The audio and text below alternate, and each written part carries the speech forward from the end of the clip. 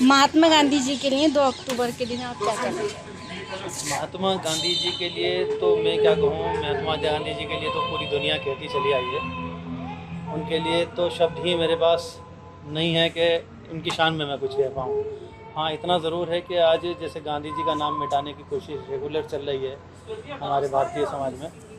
आपने अक्सर देखा होगा, एक ट्रेंड चल रहा है कि गांधी जी ने चरखे से आज़ादी किस तरह से दिला दी, कभी आपने शायद सुना होगा। और अगर गांधी चरखे से आज़ादी मिलनी होती तो क्या भगत सिंह बेवकूफ़ थे, क्या चंद्रशेखर आज़ाद बेवकूफ़ थे?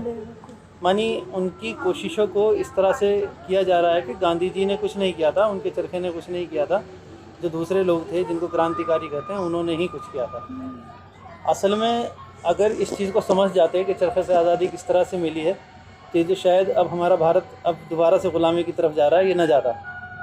चरखा एक सिंबॉलिक है, चरखा आज़ादी नहीं दिलाता, वो एक सिंबॉलिक है।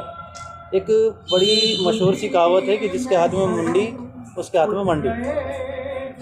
तो आप देखिए, आज एक यहूदी समाज है, उसके पास भारत में भी देखें तो कोई नेता नहीं दिखाई देता, वर्ल्ड के पटल पर अगर देखें तो कोई नेता नहीं दिखाई देता, लेकिन फिर भी पूरी दुनिया पर उनका कब्ज़ा है। अनडिक्लेयर्ड किंग हैं वो पूरी दुनिया के।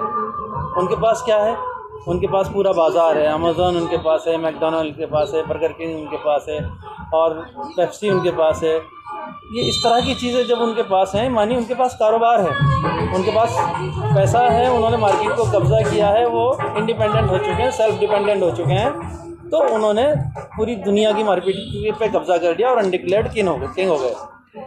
तो मैंने जो जिक्र किया था कि गांधी जी का चरखा सिंबॉलिक था, उसका कहने का मकसद यही था गांधी जी के चरखे का कि आप सेल्फ डिपेंडेंट बने, अपना कपड़ा बनाएं, अपना नमक बनाएं, अपनी इंडस्ट्री बनाएं, अपना कारोबार बनाएं। और अंग्रेज़ों को जो हम अभी तक चोट नहीं दे पाए, हम मात नहीं दे पाए, जब हम इंडिपेंडेंट हो जाएंगे, जब हम सेल्फ डिपेंडेंट हो जाएंगे तो हम इनको चोट दे पाएंगे। उन्होंने उस चीज़ को बढ़ावा देने की कोशिश की और उसका नतीजा ये हुआ कि जब ये बढ़ावा दिया गया तो उस बढ़ावे की बुनियाद पर हमारी इकोनॉमिकल पोजीशन ठीक हुई। अंग्रेज़ों को लगा कि अब हमसे दबने वाले नहीं हैं और उनको मजबूरन इस मुल्क को छोड़ करके जाना पड़ा।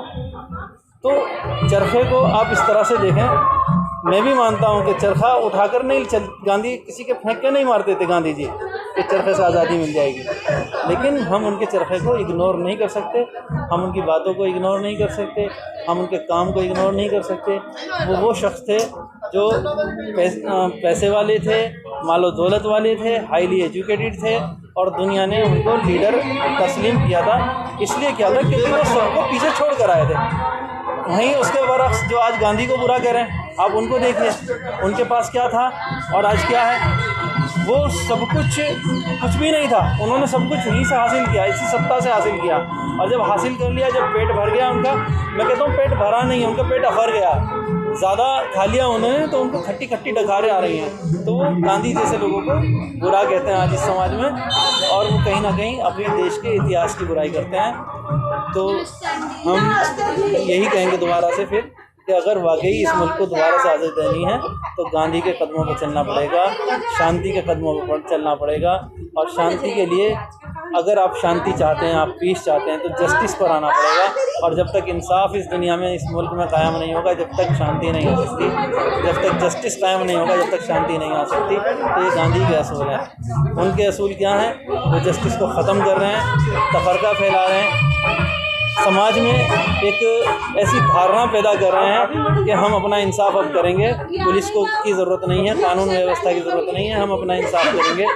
तो अब वो क्या चाहते हैं? अग्रेसिव होकर के क्या इस मुल्क को दोबारा से खड्डे में लेकर जाना चाहते हैं? यही वजह है जो हमारा देश खतरे में है। बिल्कुल, मैं समझता हूँ यही वजह है। हमें शांति, मैं फिर दोबारा दोहराता हूँ, मैं हर जगह यही कहता हूँ कि हमें अपने मुल्क को तरक्की देने के लिए हमें सेल्फ डिपेंड बनना पड़ेगा, इंडिपेंडेंट बनना पड़ेगा, हमें अपने कारोबार को तरक्की देनी पड़ेगी। कारोबार को तरक्की जब मिलेगी, किसी भी मुल्क में कारोबार देखिए कब पनपता है। हमारे मुल्क में एक बहुत बड़ा हिस्सा था मुल्क में फॉरेन एक्सचेंज आने का, वो था टूरिज़्म। और टूरिज़्म आज हमारे मुल्क से लगातार ख़त्म होता जा रहा है। क्यों ख़त्म होता जा रहा है? क्योंकि पीस नहीं है, यहाँ पर रेस्ट की पोजीशन में नहीं है, अनरेस्ट की पोजीशन में आ चुके हैं। जब पीस नहीं होगा तो टूरिज्म नहीं आएगा, जब पीस नहीं होगा तो बाहर की कंपनियां नहीं आएंगी। लोग इन्वेस्ट करते डरते हैं हमारे साथ, इसलिए डरते हैं कि इनके यहाँ तो रोज़ाना हिंदू मुसलमान और पाकिस्तान हिंदुस्तान चलता रहता है, ये क्या करेंगे, ये तो मुल्क को बर्बाद कर देंगे। तो जब तक हम इस हिंदू मुसलमान पाकिस्तान की राजनीति से नहीं निकल कर आएंगे, जब तक हम दोबारा से पीस की बात नहीं करेंगे, तब तक हम तरक्की नहीं कर सकते। और peace is impossible without justice, तो जस्टिस को लाना पड़ेगा। Okay, thank you so much.